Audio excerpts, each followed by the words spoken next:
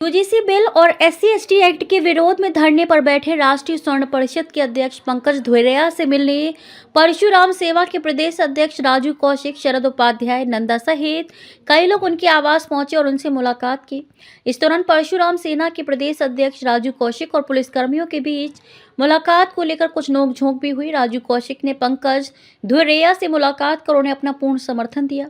उन्होंने कहा कि स्वर्ण समाज की आवाज को दबाया जा रहा है, जबकि केंद्र सरकार आजाद समाज पार्टी के अध्यक्ष चंद्रशेखर की दिल्ली में होने वाली रैली को फंडिंग कर रही है। इस दौरान उन्होंने केंद्र सरकार पर गंभीर आरोप भी लगाए हैं। देखिए, अभी आए, इनका स्वागत है।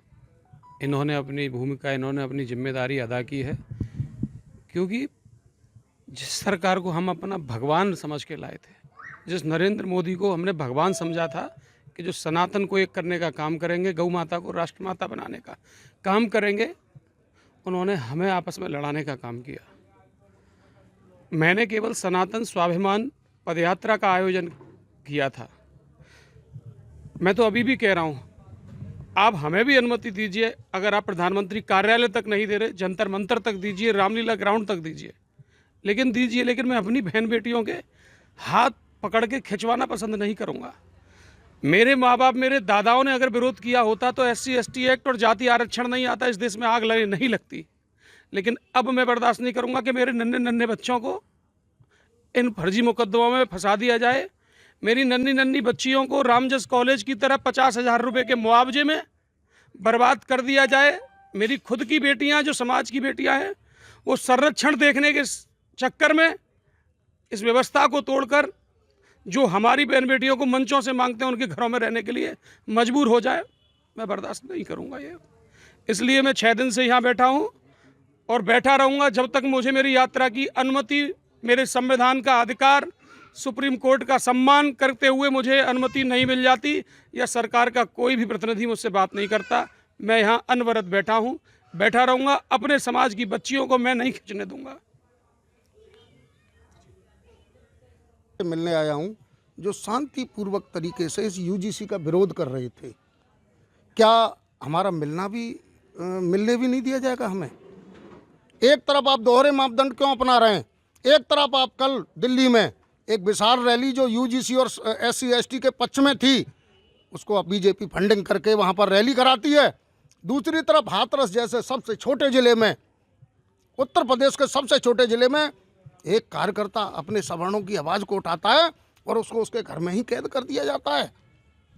आप चंद्रशेखर रावण के लिए फंडिंग कर रहे हैं और SC/ST के समर्थन में और यूजीसी के समर्थन में उससे रैली करा रहे हैं, उसको गाड़ी उपलब्ध RTO द्वारा करा रहे हैं।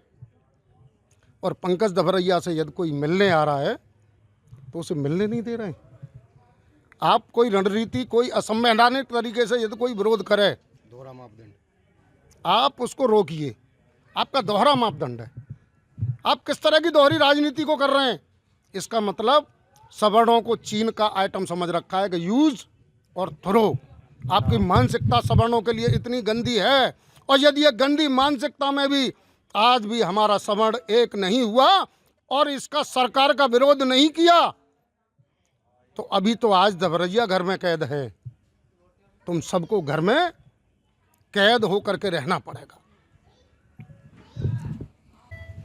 देखिए, मैं राजेश कौशिक, प्रदेश अध्यक्ष भारतीय परशुराम सेना, अपने प्रिय भाई पंकज धुरेया, राष्ट्रीय अध्यक्ष, राष्ट्रीय स्वर्ण परिषद के अध्यक्ष हैं, और आज 6वां दिन है, धरने पर बैठे हुए हैं। तो मेरा एक कर्तव्य नहीं, मेरा परम कर्तव्य बनता है कि मैं अपने भाई का हालचाल जानूं।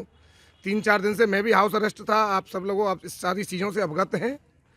लेकिन सरकार जिस तरीके का मापदंड अपना रही है एक अनशनकारी के खिलाफ, जैसे वो अनशनकारी नहीं एक बड़ा आतंकवादी हो गया हो।